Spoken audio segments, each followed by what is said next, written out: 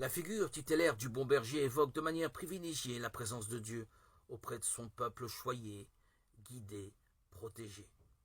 Même si notre civilisation n'est plus assez rurale et pastorale pour connaître au quotidien les modes de vie des troupeaux, des bergers, comme c'était le cas des Juifs au temps de Jésus, nous pouvons facilement comprendre les images attachées à ce bon pasteur que ces brebis reconnaissent à sa voix et qui indique la voie vers les pâturages nourriciers. La Bible retentit d'innombrables appels lancés par Dieu aux hommes. La foi se reçoit par l'écoute.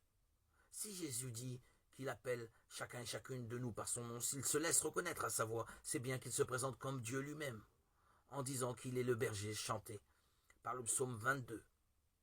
Ici, encore, il affirme sa divinité, d'où l'impossibilité des pharisiens à comprendre son discours. Avec l'image de la porte qui protège et libère Jésus, Jésus change de registre.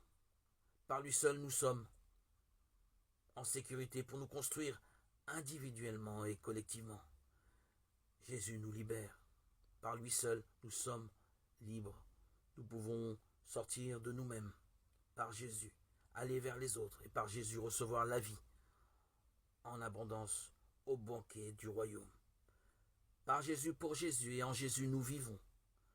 À sa suite, l'apôtre a pour mission de mener ses frères vers le Père pour qu'ils se fassent baptiser au nom du Christ Seigneur mort et ressuscité. Jésus, crucifié, que la lettre de Pierre chante comme le sauveur de l'humanité, reste un modèle indépassable.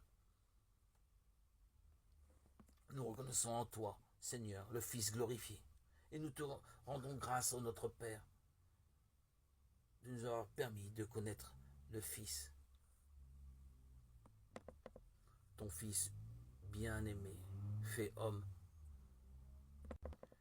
qui nous guide jusqu'au bonheur du ciel. Que ton troupeau, Seigneur, que nous sommes tous ton peuple, parvienne, malgré nos faiblesses, là où toi, pasteur, tu es entré victorieux, toi qui règnes pour les siècles des siècles.